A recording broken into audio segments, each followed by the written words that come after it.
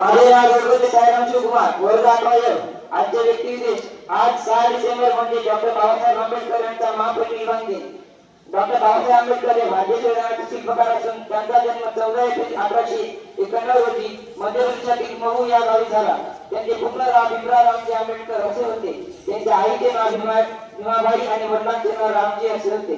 बाबासाहेब हे लहानपणापासून अत्यंत हुशार व महत्त्वाकांक्षी होते। त्यांनी डॉक्टरेट व रायटर अशा पदव्या प्राप्त केल्या। त्यांनी लहानपणापासून शिक्षण घेण्याचे खूप कष्ट सोसले।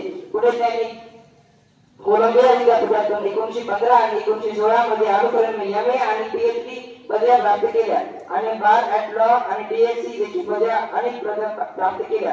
आंबेडकर हे परदेशी अर्थशास्त्रामध्ये डॉक्टरेट पदवी मिळवणारे हे पहिले भारतीय होते।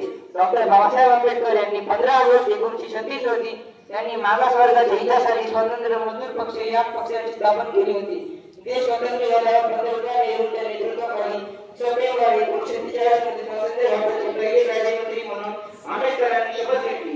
भारताच्या राज्यघटनेचे मसुदा तयार करण्यामध्ये मोलाचा हातभार होता। म्हणून त्यांना 1952 मध्ये कोलंबिया विद्यापीठाने त्यांना एलएलबी ही पदवी प्राप्त केली। त्यांच्याकडे 32 पदव्या होत्या।